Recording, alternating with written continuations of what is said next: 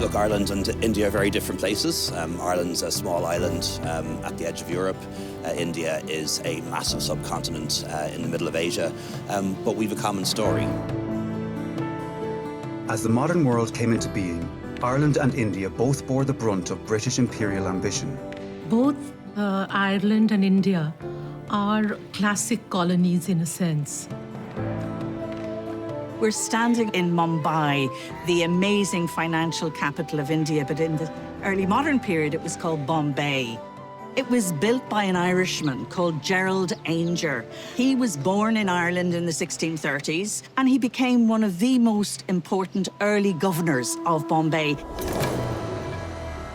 His grandparents were very active colonists planting Ireland. And it's that mindset, but also the very practical lessons learned in Ireland that Ainger brought here to Bombay. As Britain tightened its grip on India, one area where the Irish had a noticeable presence was in the military, the hard and cruel fist of empire. So the army was composed of a white officer class, including many members of the Anglo-Irish aristocracy, especially Ulstermen. And then the rank and file were composed largely of Irish Catholics and Indian sepoys, who are basically native troops.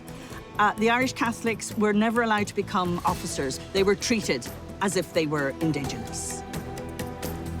It wasn't only soldiers who came to India from Ireland. We have thousands of others who come. We have doctors, thousands of doctors, especially from Ireland. 40% of the doctors who serve in India are Irish, and then increasingly women, mostly as missionaries and teachers. Loreto in India has been here since December 1841, when our sisters landed in Babu Ghat. It's a tiny little coastal area in Calcutta. When we first began in 1841, I think we catered to the children of the soldiers, but we also had a free school and orphanage at the same time. So this has been Loreto tradition right from generations. Many Irish were also prominent in the imperial administration. So there are 8 provinces in India. In the 1890s, 7 of the 8 are governed by Irishmen. There is a tendency to see Irish colonialists, particularly those who were policemen or viceroys of India, as being complicit in empire. I think that doesn't really capture the reality. They were, I think, merely to be seen as individuals.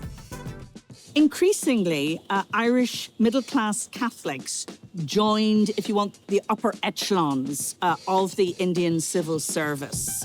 And we find that they are much more sympathetic.